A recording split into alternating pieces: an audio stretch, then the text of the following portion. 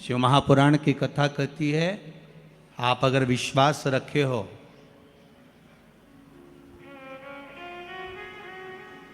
सफेद आंकड़े की जड़,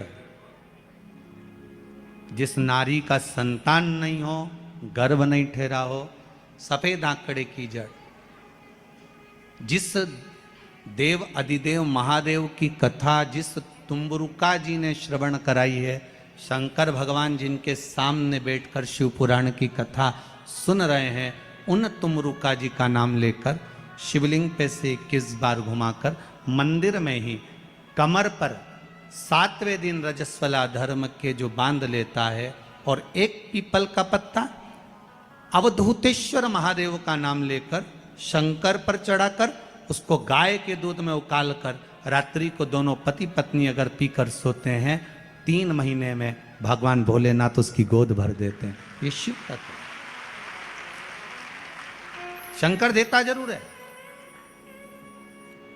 माता अंजना के यहां स्वयं शिव महापुराण की कथा कहती है, स्वयं शास्त्र वर्णन करता है, माता अंजना माता के गर्भ से संतान नहीं हुई। 42 वर्ष की माता अंजना हो गई थी और 42 वर्ष की होने के बाद भी माता अंजना के गर्भ से संतान नहीं थी। जब संतान नहीं हुई तब बार बार निवेदन करा महाराज केसरी से, तब नहीं संतान हुई तब अपने पिता से जाकर निवेदन करा, पिताजी गौतम बाबा से निवेदन करती है माता अंजना कि मेरे गर्भ से संतान नहीं, मुझे औलाद नहीं, क्या करूं? तब गौतम बाबा ने कहा एक पार्थिव शिवलिंग का निर्माण करो, मिट्टी का शिवलिंग बनाओ, उसकी पूजन करो। और माता अंजना उस मिट्टी के शिवलिंग के पूजन में ऐसी लीन हो गई कि मिट्टी का शिवलिंग का निर्माण करती, पूजन करती। एक बार देवाधिदेव महादेव ने कह दिया, जाओ पार्वती जरा जाकर पूछो कि अंजना को चाहिए क्या,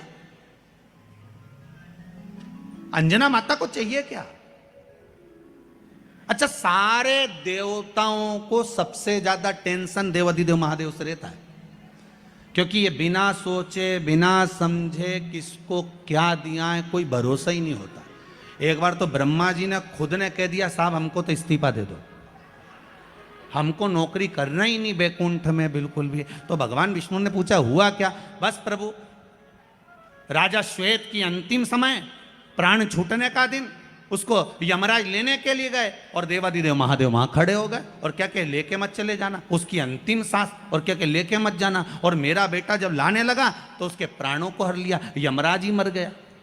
फिर मेरी पोती गई मृत्यु देवी, उससे कहा उठा ला राजा श्वेत को, वो राजा श्वेत को जैसी मृत्यु देवी ने फांस डाली, भगवान शंकर ने उसको भी मार दिया। अब बताओ, सूर्य नारायण भगवान बोले कि मेरा बेटा भी मर गया, मेरी पोती भी मर गई, अब बताओ क्या करें? तो भगवान ब्रह्मा जी ने शंकर जी से जाकर कहा, भोलेनाथ ये आपकी आदत बहुत गलत है, जब इसको मरना था तो आपने क्यों बचाया? शंकर जी बोले मेरे मंदिर में बैठा था, जगह तो देखो कि कहां बैठा है।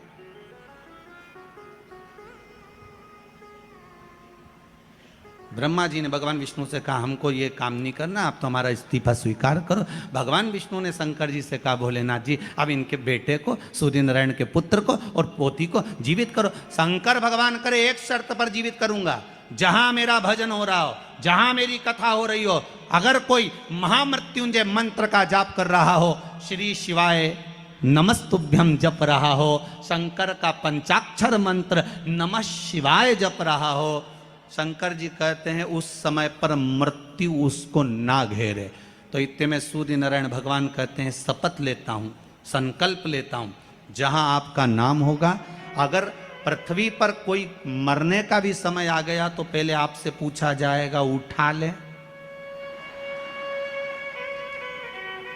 तुम बोलोगे तो बात दूसरी है। शंकर जी बोले हम बताएंगे तो उठाना, हम बोल दें अगर ये शंकर जी का नाम जप रही है और पड़ोसन नहीं जप रही है तो हम इशारा कर देंगे बाजू वाली को उठा ले। तुम टेंशन मत ले रहो, तुम तो शिव जपो। अब क्या